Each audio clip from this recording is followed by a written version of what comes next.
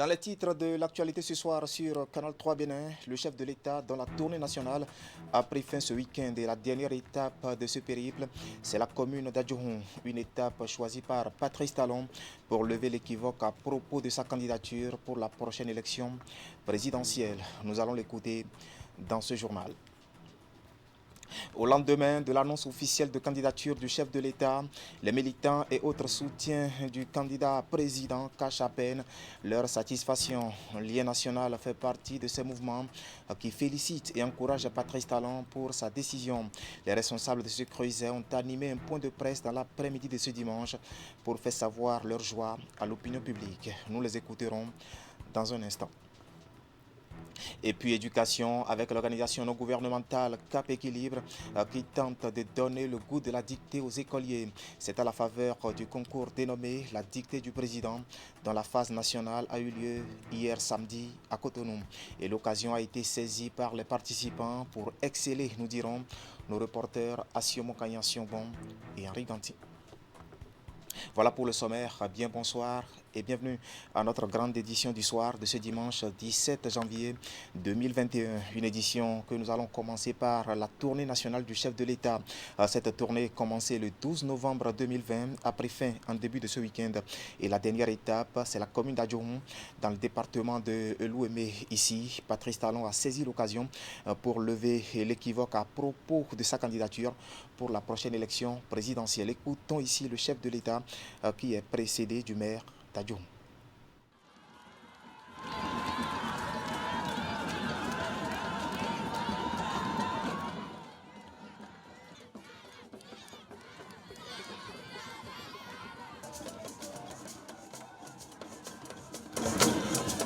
Cela vous surprendrait si nous vous disons que nous sommes à 20 minutes à peine de la commune d'Abomey-Calavi.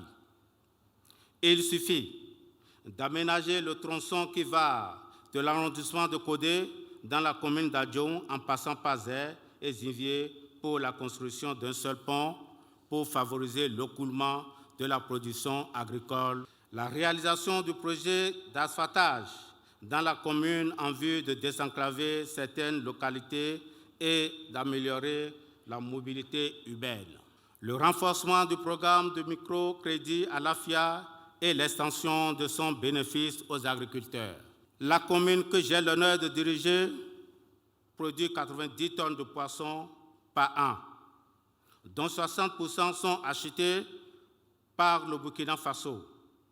Cela a besoin d'être renforcé, Monsieur le Président. La coïncidence fait que c'était à Adjohon que je clôture cette tournée ici même, où tout a été lancé, où tout a commencé, et dans cette même salle.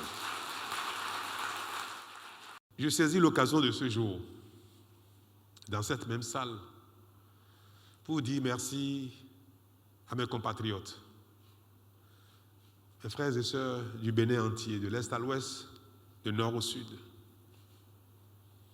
pour leur dire merci pour cet hommage, cet honneur,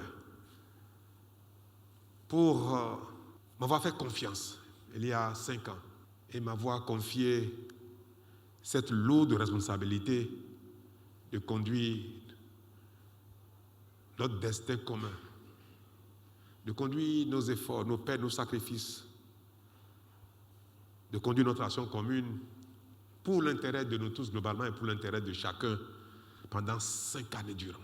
Et cela me donne de la fierté, certes, mais cela me donne surtout de mesurer combien le Bénin fait confiance à ses enfants. Et c'est à ce titre-là que je fais cette reddition de comptes. C'est à ce titre que je viens ici à Adjohon vous saluer, vous dire merci pour cette confiance manifestée en ma modeste personne, cette charge que vous m'avez confiée il y a 5 ans, vous dire combien je vous suis reconnaissant et combien j'ai essayé de m'acquitter de la tâche avec volonté, passion, abnégation, tous les sacrifices nécessaires. C'est ici que je vais lever peut-être le voile. Je ne l'ai pas programmé ainsi, mais je suis un homme d'émotion. Les choses m'envahissent et je cède à ce qui positivement m'envahit. Servir une cause aussi noble que celle du Bénin requiert tous les sacrifices, requiert toutes les passions, requiert tous les efforts. Continuer la dynamique, je veux m'y engager.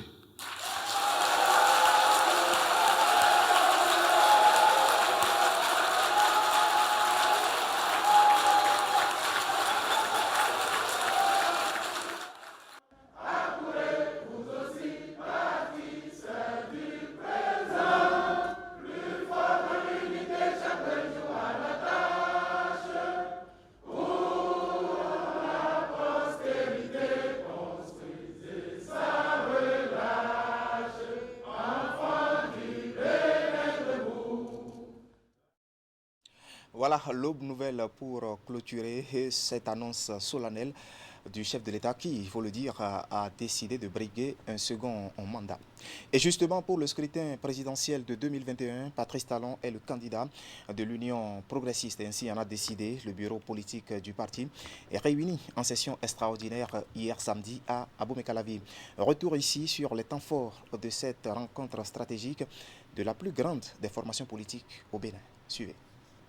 Dans cette salle du Palais des Grâces, dans la commune d'Abomey-Calavi, tous les barons et membres influents du parti Union progressiste ont répondu présents à l'appel de la session extraordinaire. Au menu des assises du bureau politique, le choix des candidats aux fonctions de président de la République et de vice-président de la République à l'élection du 11 avril prochain. Au terme de plusieurs heures de travaux, le verdict tombe. Monsieur Patrice Talon est désigné candidat de l'Union progressiste à l'élection présidentielle du 11 avril 2021. La direction exécutive nationale de l'Union progressiste reçoit mandat pour mener toutes les concertations avec les autres forces politiques de la majorité présidentielle afin d'identifier, de désigner et communiquer au candidat Patrice Talon le nom d'un patriote béninois engagé pour être candidat à ses côtés aux fonctions de vice-président de la République. Pour la plupart des membres du bureau politique, le choix opéré par l'UP s'impose de lui-même puisque des réformes qualitatives sont amorcées depuis 2016. Il était de bon ton qu'un second mandat soit accordé au timonier du nouveau départ pour véritablement asseoir les bases d'un développement durable au Bénin. Chaque département a désigné un porte-parole parce que le travail a été fait à la base. Et nous, à notre niveau, si tous les autres départements ont fait ce que nous avons fait et ont apprécié comme nous l'avons fait, je crois que nous ne serons changés une équipe qui est en train de gagner, sinon qui a gagné. Le pari sera gagné parce que le peuple est d'accord pour que nous ne puissions pas arrêter. Nous ne sommes pas là pour porter les mauvaises voix du peuple, nous sommes là pour porter les vraies voix du peuple. Et le parti l'Union progressiste se veut et est le plus grand parti politique qui s'est organisé. Et nous avions déjà dit que c'est maintenant que le grand combat va commencer. Parce que ce qu'il a fait en 5 ans, c'est énorme. Depuis l'indépendance, on n'a pas vu un président réaliser cet exploit en un mandat. C'est extraordinaire tout simplement. Je voudrais tout simplement souhaiter que le mandat du président qui va commencer après avril 2021 soit un mandat de renforcement de ce qui a été fait, de consolidation de nos acquis pour que désormais quand on parle du Bénin, de mon pays, qu'on soit fiers. L'Union progressiste s'engage donc à se battre pour la réussite de son candidat. Cette session extraordinaire, la première de l'année 2021, a été également l'occasion de formuler au président Bruno Amoussou et à tout le présidium de l'Union progressiste les meilleurs vœux de Nouvel An. Voilà, au terme des travaux de cette session, le bureau politique de l'Union progressiste a rendu public une motion sur le parrainage. Les responsables du parti invitent surtout la direction exécutive nationale à prendre les mesures qui s'imposent pour assurer le parrainage des candidats du parti au poste de président et vice-président de la République. Nous allons suivre ici la substance de la motion lue par Antoine Kola Oleidji. Il est le secrétaire national chargé des affaires juridiques du parti. Suivez. Considérant les insuffisances du système partisan et les déviances qui l'autorisaient, conscient des tares et des vices que véhiculent les partis régionaux basés sur l'ethnie, considérant dès lors la nécessité de procéder à des réformes politiques afin de promouvoir une démocratie véritable, vécu par le peuple et exclusivement au service de la satisfaction de ses aspirations. Désireux d'inscrire toutes les élections, notamment l'élection du président de la République, dans un environnement de compétition ouverte, libre, transparente et démocratique. Déplorant une fois encore le refus en 2019 par les forces politiques de l'opposition de voter les modifications des lois leur permettant de prendre part aux élections. Le bureau politique élargi, réuni en session extraordinaire à Abomey-Calavi au Palais de la Gratitude le samedi 16 janvier 2021, donne mandat à la direction exécutive nationale pour s'assurer du parrainage des candidats de l'Union progressiste aux fonctions de président de la République et de vice-président de la République lors de l'élection présidentielle du 11 avril 2021, conformément au code électoral en vigueur. Inviter les députés et les maires élus sur les listes de l'Union progressiste à parrainer tout candidat soutenu par un parti politique ayant une existence légale. Voilà, c'était Antoine Kola Oleidji, secrétaire national chargé des affaires juridiques de l'Union progressiste.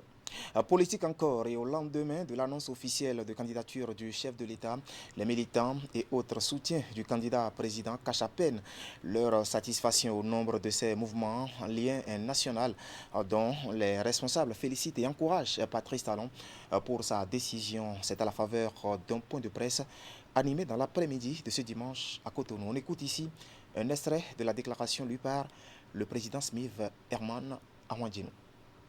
Je voudrais vous remercier pour votre promptitude d'être présent sur ces lieux.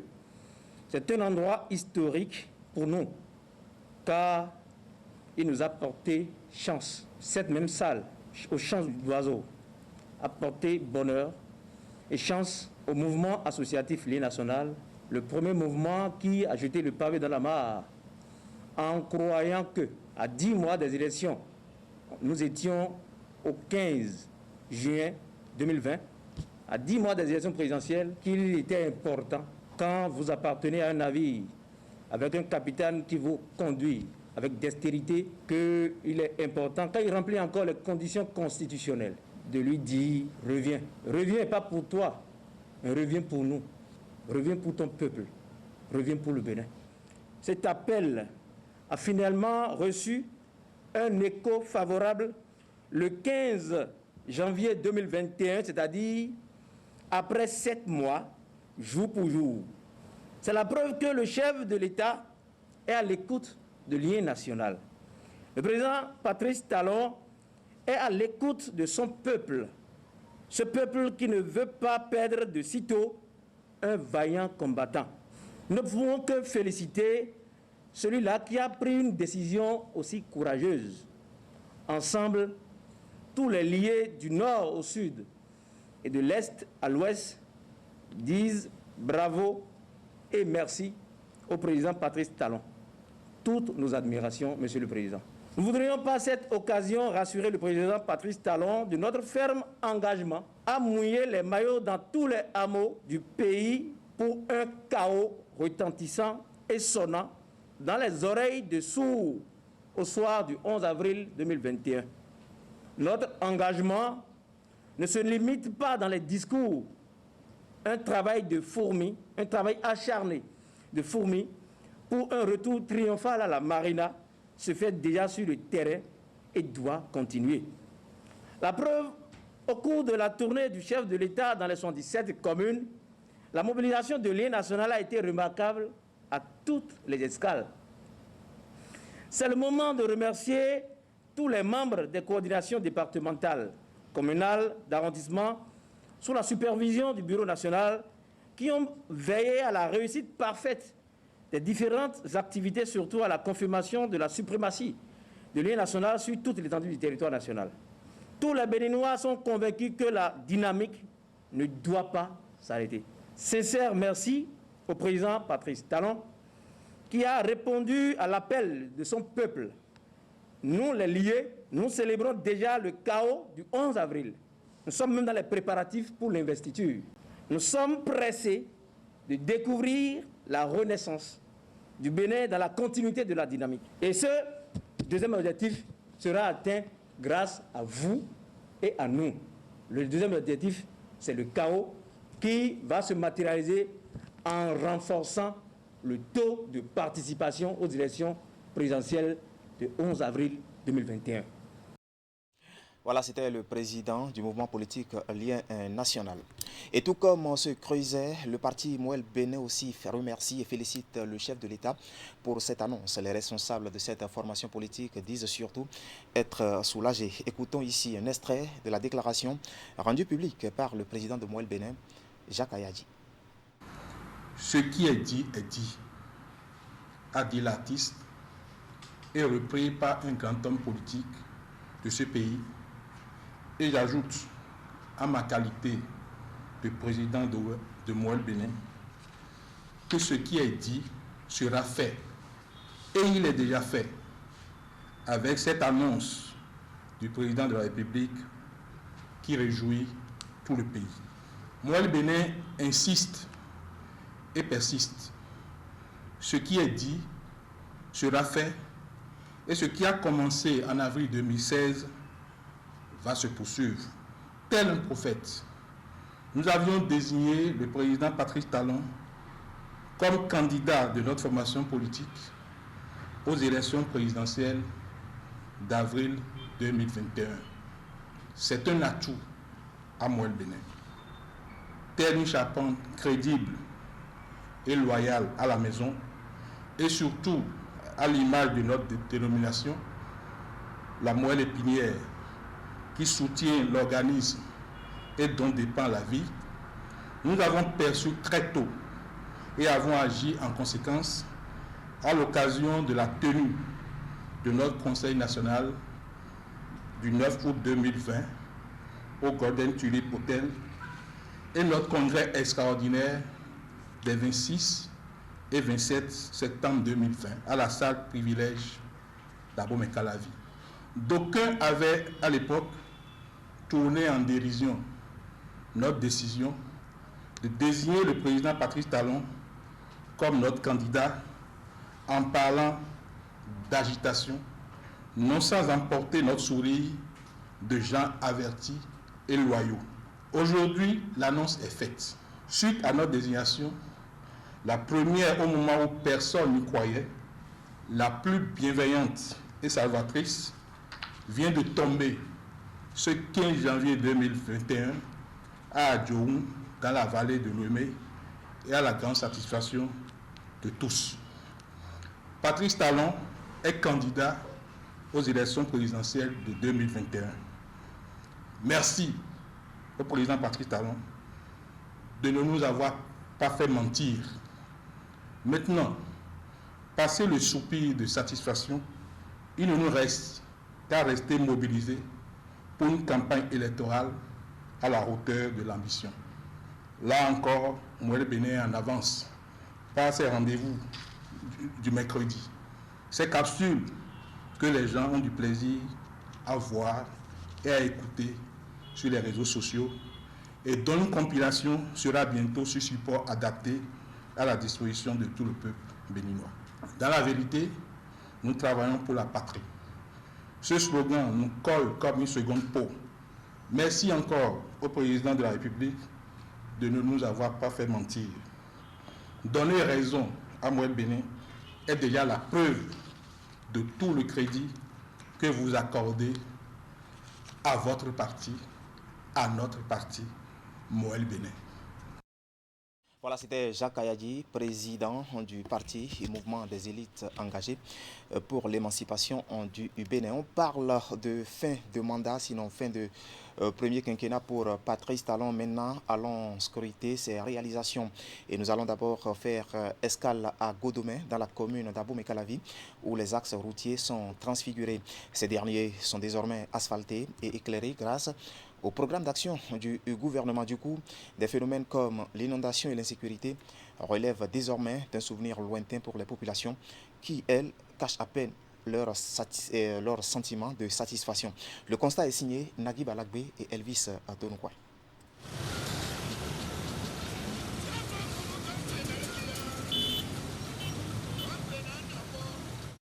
Godomé-Gare, Sédégbé. Un axe de plus et des populations surpris par la modernité. Ici, on est bien passé d'une époque à une autre. Celle où le quotidien des riverains n'était que peine et souffrance ne relève désormais que de lointains souvenirs. Bienvenue à l'ère du projet asphaltage. Bon, quand il y avait l'eau, on passait dans l'eau. Et bon, on ne pouvait pas rester ici. Il y avait aussi les moustiques, tout et tout qui nous dérangeait. Donc on est obligé de rester à la maison et d'attendre que la saison des pluies ne passe. Avant, il y avait l'obscurité, l'eau partout. Mais maintenant, ça a vraiment changé. Là, c'est cool quand même maintenant. Ici, le quartier a vraiment changé. Hein. Parce qu'entre-temps, s'il pleut, vraiment, quitter le boulot pour la maison, c'est des soucis. Mais actuellement, on est tranquille, on peut rentrer à tout moment.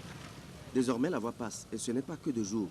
Le noir a cédé à la lumière et dehors fait moins peur. On parle de moins en moins d'insécurité et d'insalubrité, au point d'oublier progressivement les hors-la-loi et la terreur qui y ont régné des années durant. D'ailleurs, quand je t'aime bien, je parce que nous attaquons à Fitan. À fond, ben au bleu ou men, mais si vous êtes allé à bien vous. On met deux bonnes talons. Vous savez, Godomé-Gare, c'était un nid. C'était jonché de tas d'ordures, c'est là où les gars fumaient n'importe comment. Le trafic, tu ne peux pas passer par là de jour comme de nuit, vous n'avez pas accès à ces zones. C'était un peu comme une zone interdite. Aujourd'hui, tu peux étaler ta natte. Il y a quelques petits voyous encore qui pilulent dans les ruelles, mais en grand nombre, à cause déjà de l'électricité, donc de la lumière qui est apportée donc à ces heures-ci dans la zone. Ils se sont quelque part dispersés et on ressent une certaine paix donc, à vivre dans ce quartier désormais. Bien des habitudes ont changé au-delà de la simple amélioration du cadre de vie des populations riveraines. Désormais, aux abords des nouvelles voies, se mènent des activités génératrices de revenus. Petits commerces et micro-entreprises s'arrachent une clientèle faite en grande partie d'usagers de la nouvelle voie. Bon, grâce aux lampadaires, nous vendons au bord de la voie et il y a de la lumière, on peut s'installer, rester ensemble, parler. Bon, avant, on ne pouvait pas vendre, on ne pouvait pas rester même au bord de la voie comme ça pour vendre. Mais maintenant, comme c'est bon, on a installé les choses, on vend un peu, maintenant ça va très bien même. Si vous avez une boutique au bord de la voie, il y a le trafic qui a augmenté à tel enseigne que ça doit normalement insuffler un certain dynamisme à notre commerce. Et l'activité ici donc est florissante. Nous sommes dans un restaurant par exemple où on fait donc de chez nous, c'est-à-dire c'est du mât et de la pâte que nous prenons ici. Et il n'y avait pas autant de monde ici auparavant, mais comme il y a une certaine fluidité donc dans la circulation, vous constatez avec nous qu'il y a assez de monde. En attendant la fin des travaux d'embellissement, et sait-on jamais, le prolongement de la voie au-delà de sa limite actuelle, telle que l'espèrent les populations. Godomé-Gare et Sédégbé, deux quartiers en plein cœur de l'arrondissement de Godomé, savourent pleinement les multiples bienfaits du projet asphaltage. À Porto Novo aussi, les têtes couronnées acclament Patrice Talon pour les nombreuses réalisations notées dans la ville capitale sous le régime de la rupture. La cité aux trois noms s'est radicalement métamorphosée ces 5 dernières années et les Inouï en sont fiers. On écoute ici la lecture des garants des trônes royaux de Porto Novo. Suivez. J'ai fait la révolution avec Crécou, mais ce que Talon est en train de réaliser, c'est incomparable. Il n'y a aucun président qui a agi dans la ville de Porto, pour ne pas dire le Bénin, comme Talon dans les réalisations. Donc ce que Talon est en train de faire, c'est incomparable. C'est lui qui a changé sincèrement le village de Porto Novo. Moi, je connais des rues, des voies qui sont bitumées depuis le temps colonial. Et ces bitumations sont déjà parties.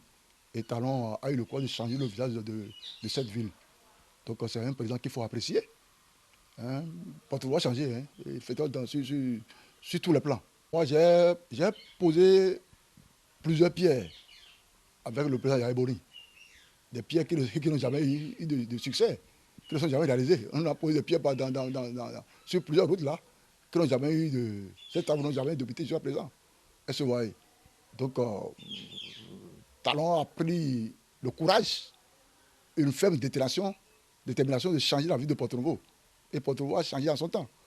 Même les aveugles, si on les prend sur leur moto là, ils se posent la question de savoir si effectivement, si c'est dans la ville de Porto Novo qu'ils sont en train de rouler. Parce qu'il y a un grand changement. Talon il a étonné le monde, il a étonné la ville de Porto Novo, il a étonné tout le monde. Les Porto Novo sont très fiers de leur ville. Le second mandat pour le président Talon est déjà garanti. C'est notre souhait, parce qu'on ne change pas une équipe qui gagne.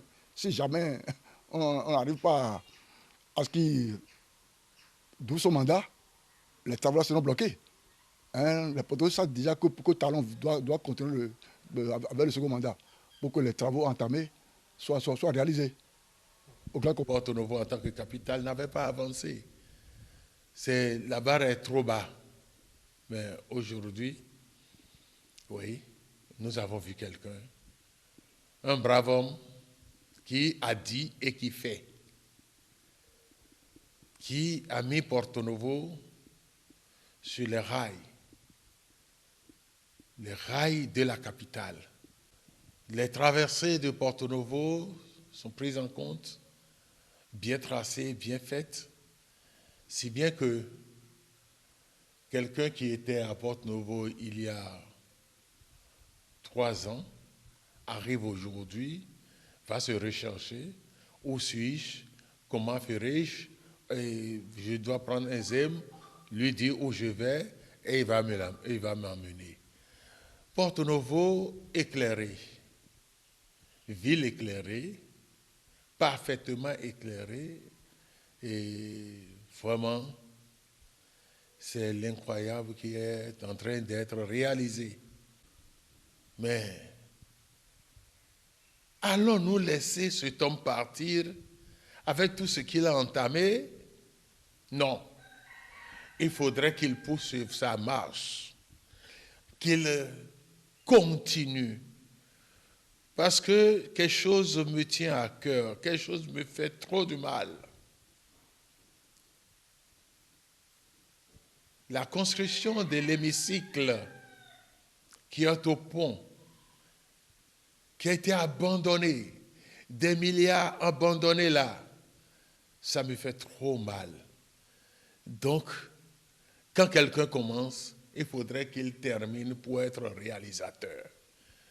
Quand il commence, il ne finit pas, il n'est pas réalisateur. Et pour qu'il soit vraiment notre réalisateur, il faudrait qu'il revienne pour continuer et terminer. C'est ça, moi, ma visée. Voilà quelques têtes couronnées rencontrées par l'une de nos équipes de notre antenne régionale. Wémé Plateau. À présent, un clin d'œil à l'histoire et le peuple béninois qui rend hommage aux soldats et autres victimes de l'agression du 16 janvier 1977.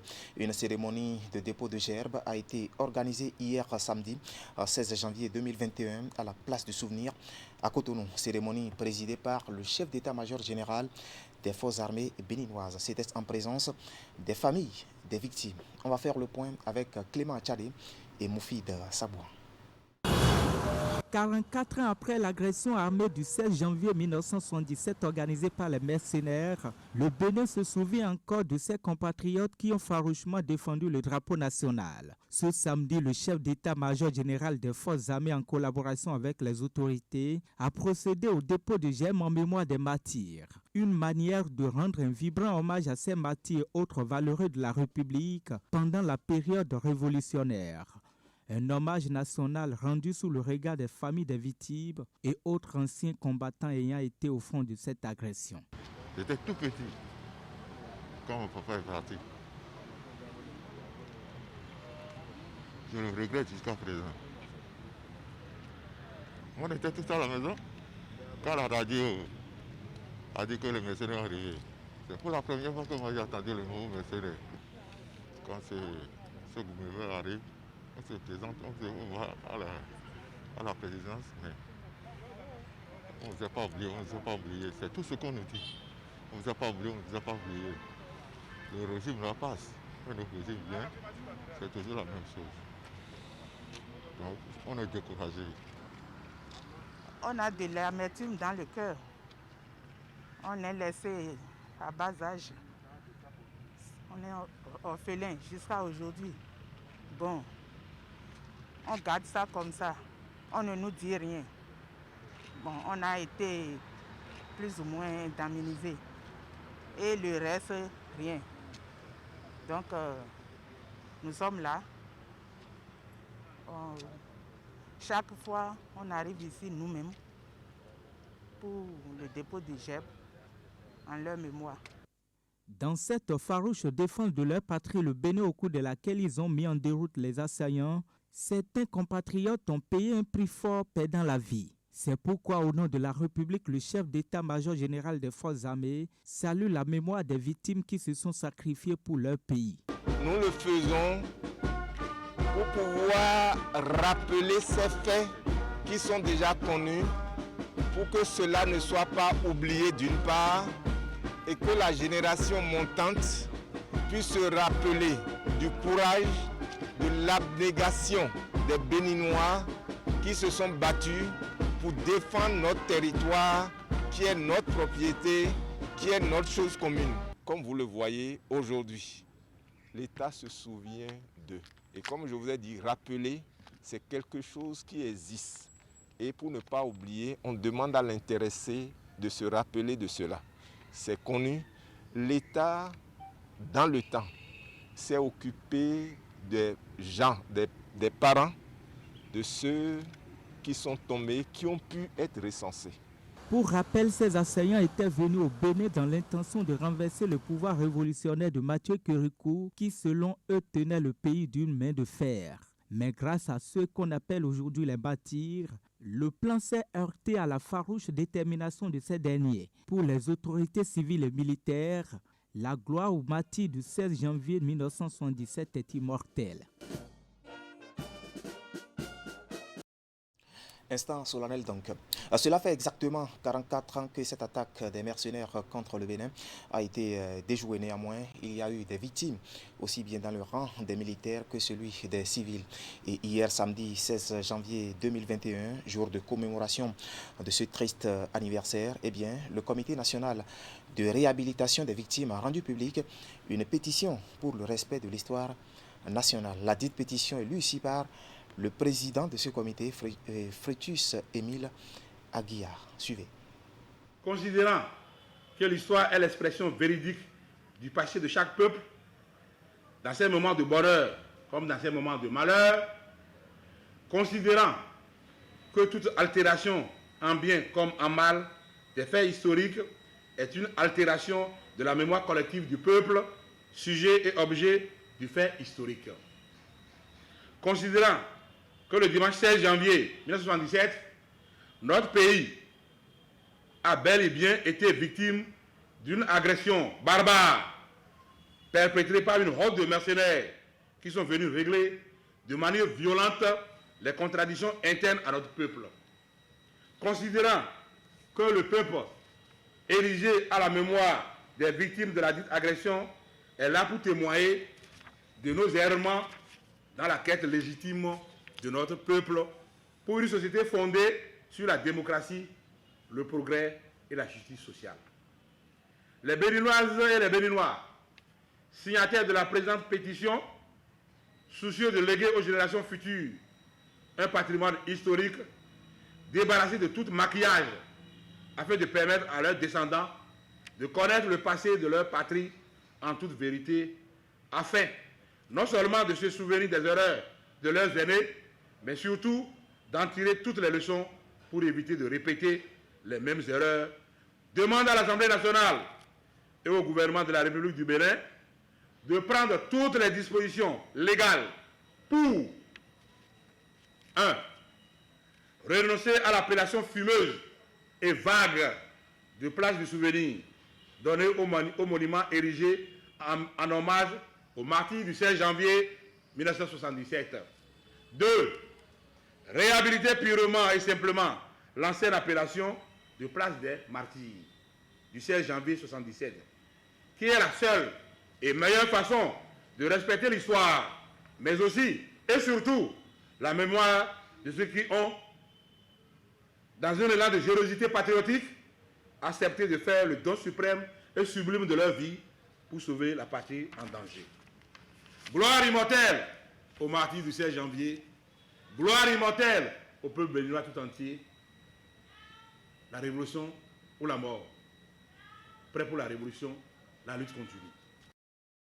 Voilà, c'était un clin d'œil à l'histoire avec l'agression du 16 janvier 1977. Éducation maintenant, éducation justement pour mettre un terme à cette édition, et c'est avec l'organisation non gouvernementale Cap Équilibre qui a décidé de donner aux écoliers le goût de la dictée, une initiative qui a pris la forme d'un concours dénommé la dictée du président, et la phase nationale s'est déroulée hier samedi à Cotonou, une occasion saisie par les participants pour exceller. Le compte rendu est signé Assio Mokanya Assionbon et Henri Ganti.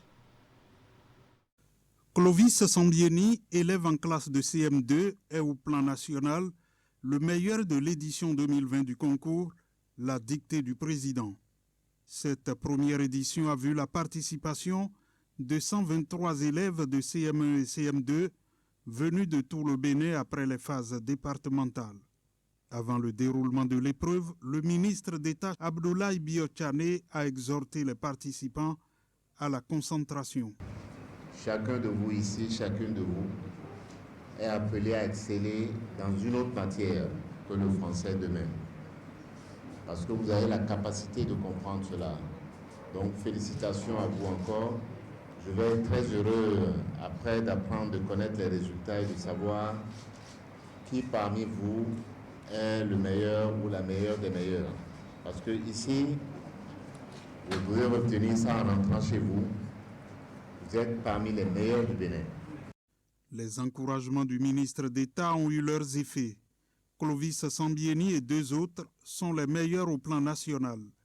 De même, les organisateurs ont primé les 11 meilleures filles. Je suis très contente d'être le premier de ce concours. Je suis très heureux et je veux même être plus encore excellent en ayant pour la prochaine fois 0 faute. Cela me rend vraiment contente et ça m'encourage à faire beaucoup mieux à un prochain concours de dictée.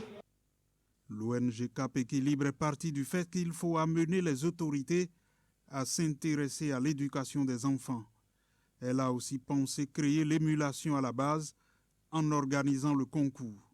Quand on dit, écoutez, on parle de langue maternelle, donc c'est la parole, la langue qui est la première chose à maîtriser. C'est pour ça que nous avons voulu aller sur la dictée. Ce qui fait que dans le cas de ce projet-ci, nous avons fait en 2019 une phase expérimentale dans le département du Borgou.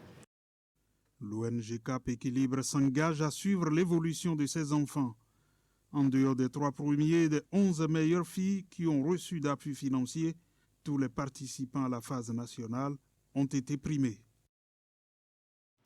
Voilà, ainsi va l'actualité ce soir sur Canal 3 Bénin. Toute l'équipe technique et celle de la rédaction qui m'accompagne vous remercie de nous avoir suivis. Restez en compagnie de nos programmes.